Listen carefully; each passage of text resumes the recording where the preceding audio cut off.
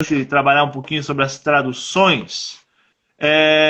Com relação a essas traduções, quando é avaliada, feita essa tradução de forma dinâmica, ou a outra palavra que o senhor falou ali acabou sumindo, formal, né? A gente vê que algumas Bíblias no nosso português elas ficam com umas palavras que parece que não se encaixa no seu contexto. E quando a gente vai ver algum texto que está fazendo uma alusão a um original, uma língua original, fica mais berrante o assunto ainda. Eu peguei 2 textos para fazer um exemplo aqui, como o primeiro Samuel, capítulo 16, que Deus vai dizer para Samuel, né? Samuel, na nossa versão, na nossa tradução portuguesa, enche o teu vaso de azeite e vem enviar-te a Jessé o Belemita e vai ungir o Davi lá. Então, essa palavra vaso ali, uma aplicação, ela vai até na tradução, né? Algumas traduções no português vai aparecer chifre também. Chifre, pega o teu chifre, enche de azeite. Até faz sentido, porque o chifre, se você pegar um chifre, existe a possibilidade de fazer dele um jarro, um vaso, coisa do tipo assim. Ele era um vasinho, era feito com chifre, né? Perfeito. Como com o estômago era feito também lá o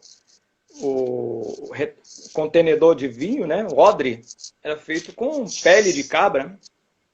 Perfeito. Agora, quando a gente chega em Lucas capítulo 1 e versículo 69, ali que Zacarias vai fazer um cântico, né? Vai fazer um cântico inspirado. Olha o que diz ali no Lucas 1,69.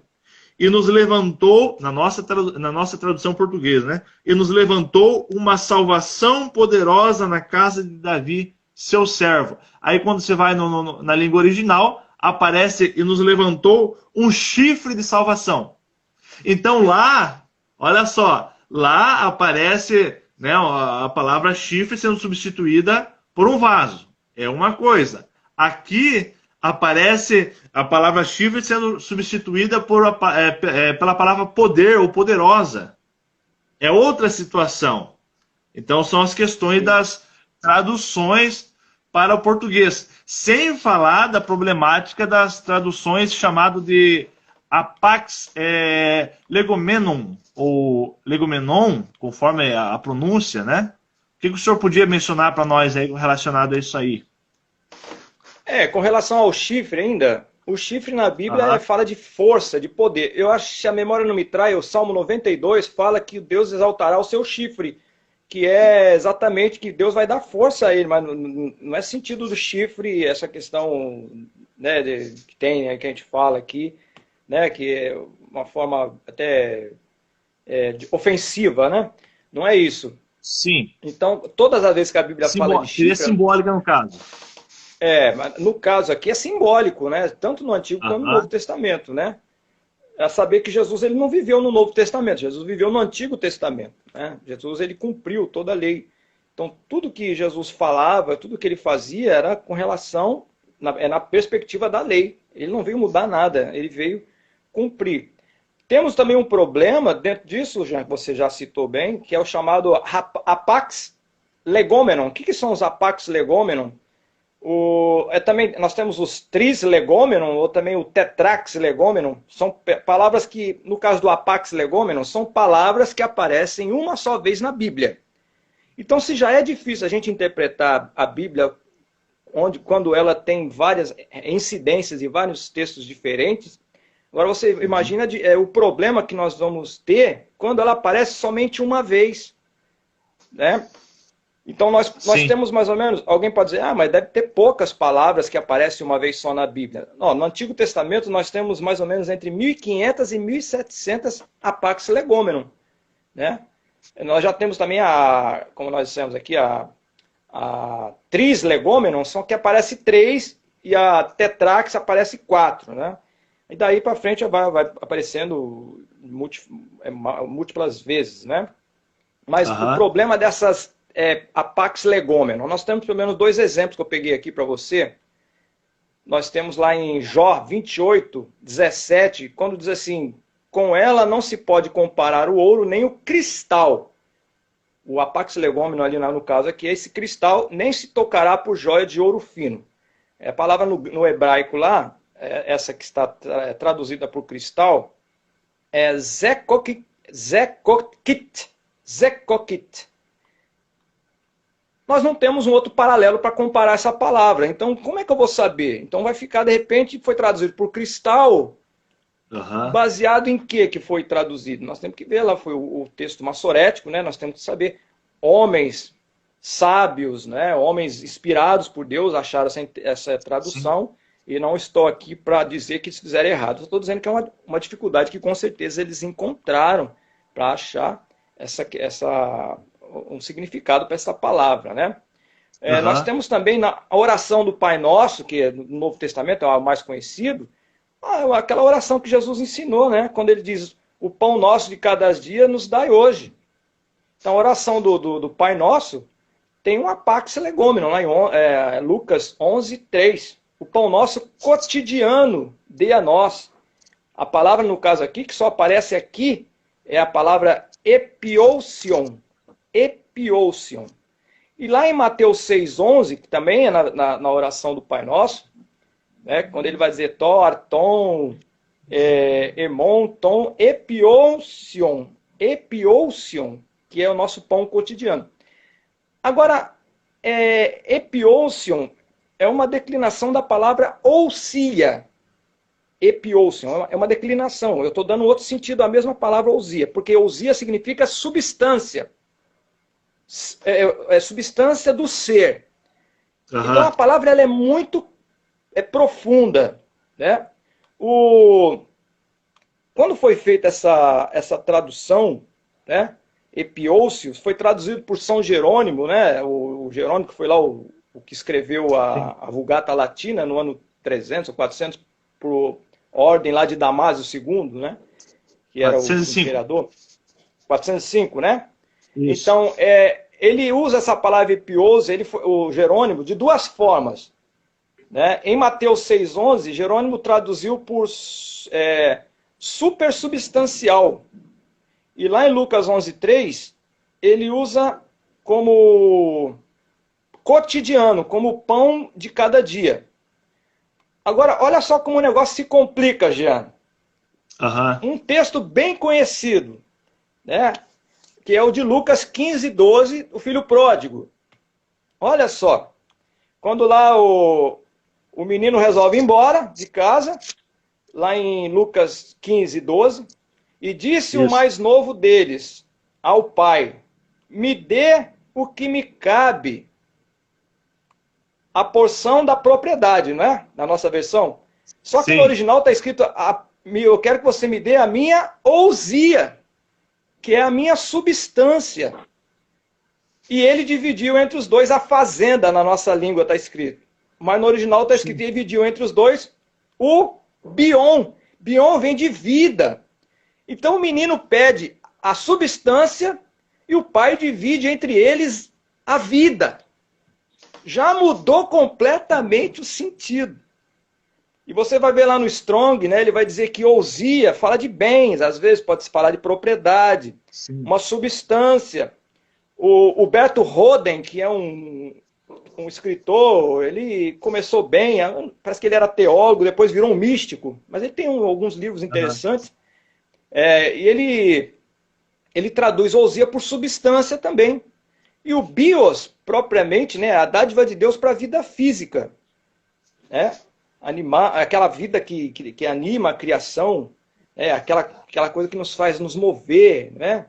Figurativamente, a maneira como uma pessoa se investe ou gasta o presente da vida física. Então, o que o menino estava pedindo para o pai, que dá a entender, se ele pediu a substância, ele está dizendo, pai, eu quero o direito de governar a minha vida. E o pai divide entre os dois a vida. Divide a substância. Então, não se encerra aqui a discussão. Tá? A discussão não se encerra aqui, mas só estou dizendo o que está escrito no original.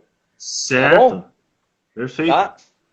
Claro que é o problema da apax legômeno, só aparece uma vez. Então nós não temos outra base para dizer onde é que está escrito. mas foi traduzido por substância, pela riqueza, pelos bens, no caso, né? Porque não deixa de ser alguma coisa que sustenta a minha vida, pode ser um bem. Né? A força que me faz trabalhar para conseguir a vida é um bem grande que eu tenho. E pode ser traduzido por riqueza também, por que não? Tá? Então, é só para mostrar para você como que o original, às vezes, deixa você assim, meio que, né?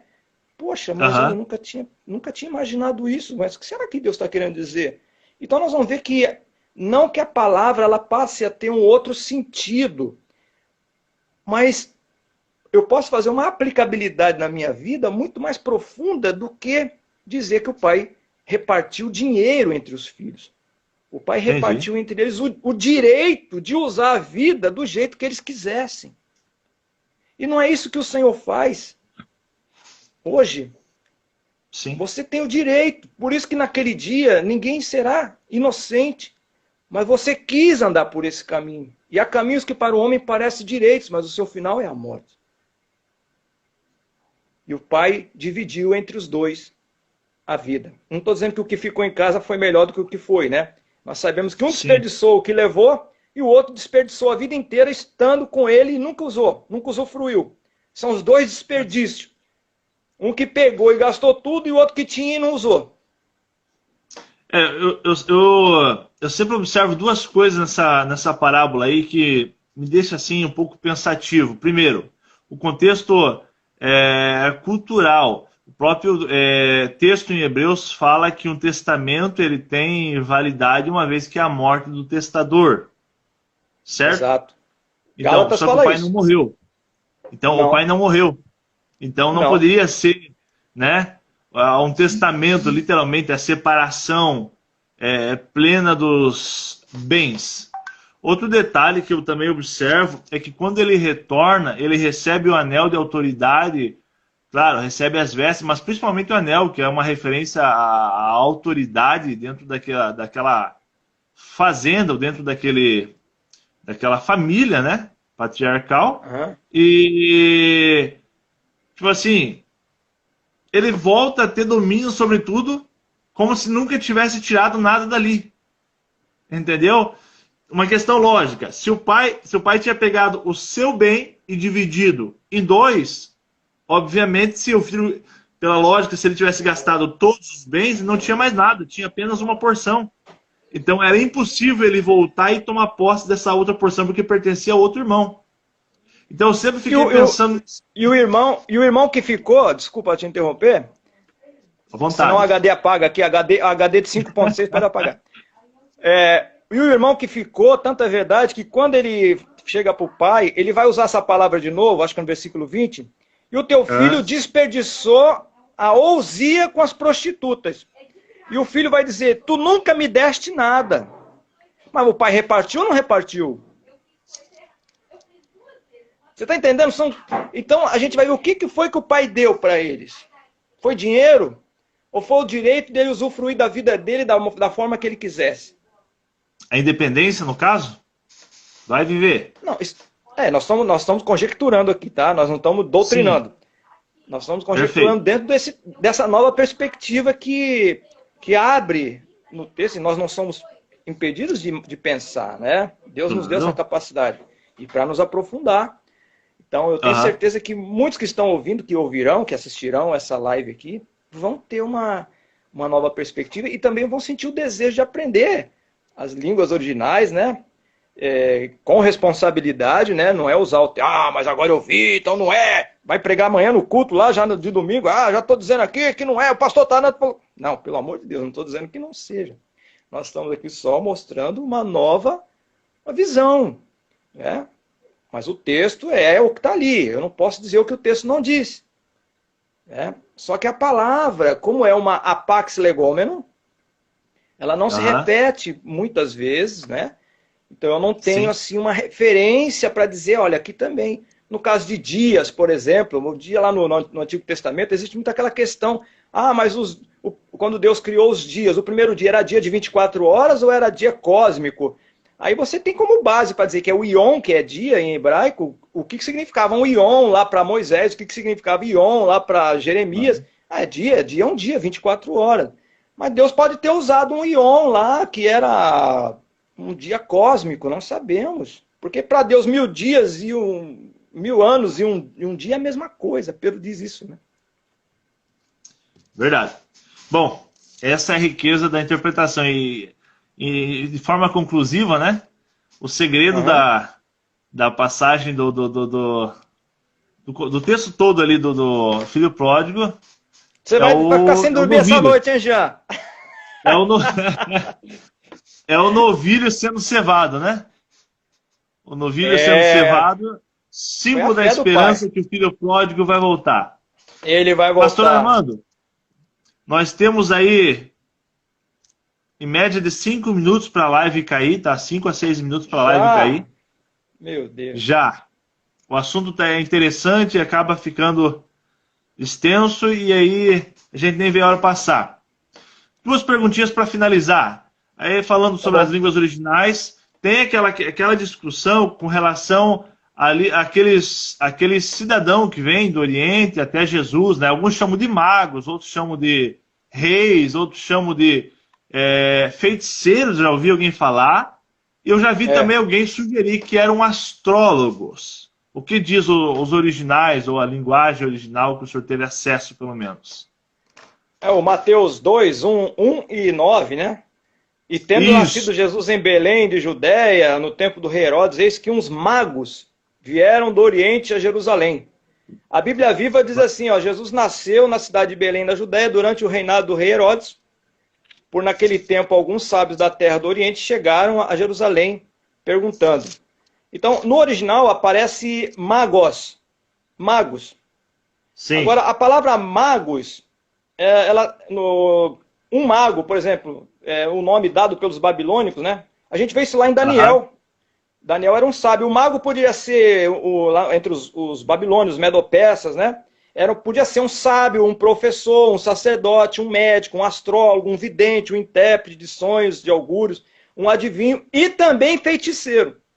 No caso desses magos aí, eu não acredito. Bom, Deus pode todas as coisas, mas eu não acredito que Deus usaria um feiticeiro para ir lá. Quando eles veem o astro, né, que a estrela, lá no original está o Aster, eles veem o Aster e vão lá e com certeza eram estudiosos, poderiam ser astrólogos, porque naquela época o sábio ele era tudo, né? Ele era médico, ele era astrólogo, era intérprete, ele era adivinho, né? Mas com certeza esses aí, com certeza, eram do bem, né? Foram direcionados para vir até o Messias, né? Com certeza, eu acredito, né? Mas eram sábios, podiam ser professores, sacerdotes, não sabemos. Mas a Bíblia chama de magos. Magos é abrangente, entendeu? Não que fossem feiticeiros. Também poderia ser feiticeiro. Porque no hebraico também eles tem a palavra Hamaf, né? Hamaf, que usa, e também Magin e Mag. E Mag também é para magos. E no contexto que nós já falamos aqui, no babilônico, caldeu, medo-persa, pode ser sábio, professor. O Daniel era um adivinho. No capítulo 5, né? 5, quando a rainha mãe diz assim, olha, chama Daniel porque sobre ele está o espírito dos deuses santos. Sim. Ela profetiza ali que o Pai, o Filho e o Espírito Santo está na vida dele, né? Dos deuses santos. Porque ele era um sábio. Entendeu? Perfeito. Era um tipo de visão que eles tinham com relação a pessoas assim, né? Exato. Para finalizar, não sei se vai dar tempo, vamos lá, vamos tentar. Que tipo de vida é prometido aos cristãos fiéis, observando a língua original, fazendo uma exegese e uma hermenêutica e aplicando de forma objetiva? Que vai cair a live. É do João 14,6, né? Eu sou o caminho, a verdade e a vida. Existem 2 palavras para vida no grego. É bios, que é uma vida física, passageira, e tem a vida zoé. Todas as vezes que Jesus fala da vida, e tereis vida, ele está falando de zoé. É uma vida espiritual. ou Zoe, né? Zoé, é aquela vida espiritual, vida eterna. É um Zoé Aionion, a vida eterna, né? Aionion eterna. Então, todas as vezes que Jesus fala, aquele que crê em mim tem vida, ele nunca fala bios, ele fala Zoé, que é vida eterna e vida com abundância. Perfeito. Show de bola. Em João 14,6, ele diz lá, Leguei aito Jesus, egoimi rodos, rodos é rodovia, caminho, cai realistia, que é verdade, cai re zoé, eu sou o caminho, a verdade e a vida, vida eterna. E quem está nele também tem a vida eterna. Contagem regressiva, pastor Armando, muito obrigado. Obrigado a todos, Deus abençoe, Jean. Até a próxima oportunidade, espero ter acrescentado na vida de todos.